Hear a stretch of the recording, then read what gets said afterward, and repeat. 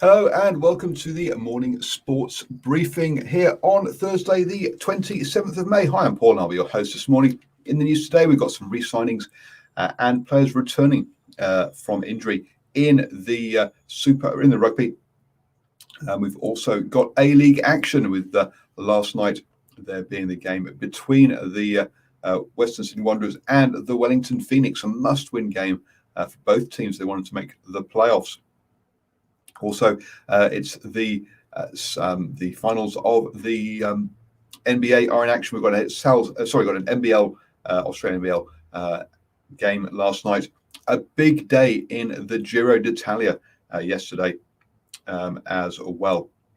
This is your best way to start the day up to speed with all of the important sports news. And yes, in the Giro d'Italia, I'd say it was not expected to be a big day. It was expected to be a break to go to the finish, and then some general classification battle, but not expected to blow up in the way that it did. Dan Martin picks up the stage win, and that means now he has had a stage win in the Tour de France, the Vuelta a España, and also the Giro d'Italia. The three Grand Tours. So a fantastic day for him and Israel Startup Nation, the team that he rides for there.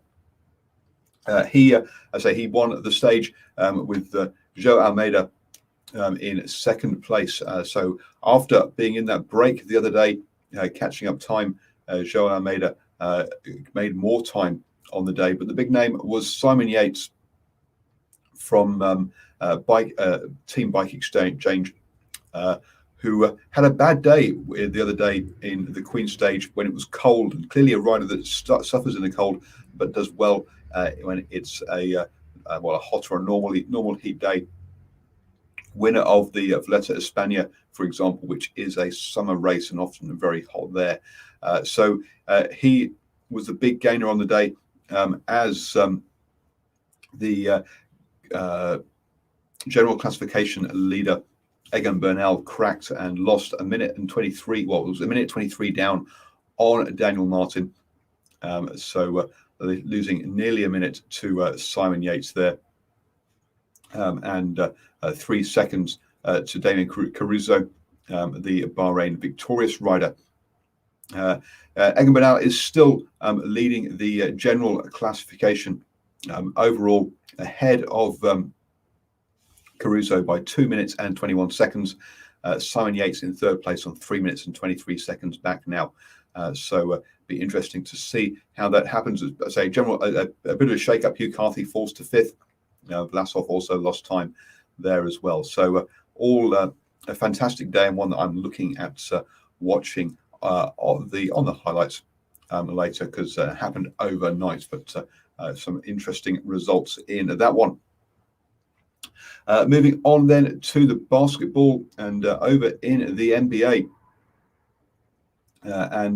We're into game 2 of the opening round. The Nets starting well, winning 130 to 108 over the Celtics, take a 2-0 lead in that one. So themselves and the Bucks, and also the Clippers. The Mavericks, who beat the Clippers 127 to 121. All have 2-0 leads. However, the Lakers fought back to beat the Suns 109 to 102 and level that series 1-1. So that one looks like it could be a bit to and fro over the next few days. Today, we've got 3 more games. The 76ers take on the Wizards. The Knicks take on the Hawks, and the Jazz take on the Grizzlies in that one. Over in the NBL, in Australia, and the Taipans took on the Bullets. Bottom of the table, Taipans really been struggling this season.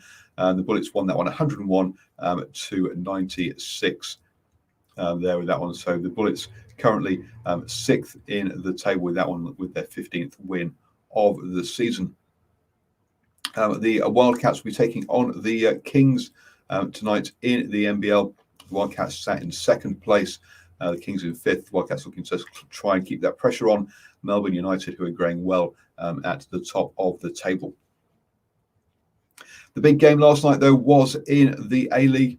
as the Western Sydney Wanderers took on Wellington Phoenix in this one. I'd say both sides really needing this one to keep their playoff hopes alive. The Phoenix went ahead with David Ball off with both their goals actually coming off corners, only for Kano Bacchus to level things up on 4 minutes later, on 28 minutes. But a goal just before half-time from Tomer Hamed on 42 minutes saw them 2-1 up, and they maintained that advantage even through a lot of pressure all the way through the second half. 24 shots by Western Sydney Wanderers, but only 8 of them actually on, or I think 6 or 8 of them on target. So yes, happy to pull the trigger, but some wayward shooting there in that one.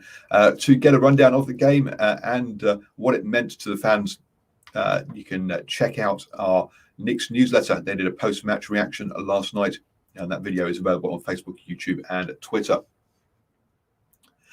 So looking at the ladder now for the A-League, what that means is that we still have Melbourne City out in front before it gets tight between Sydney FC on 41 points, only 3 points ahead of Adelaide United, who are 1 point ahead of Brisbane Roar. Central Coast Mariners another point back, and Macarthur FC also on 36 points. That is your top 6. But Wellington Phoenix now in 7th place on 34 points. Just 2 points off those playoffs. They have played one more game than the teams around them, but they do get to play Macarthur FC. So that becomes a double game in some ways from points point of view. So they still require other teams to slip up.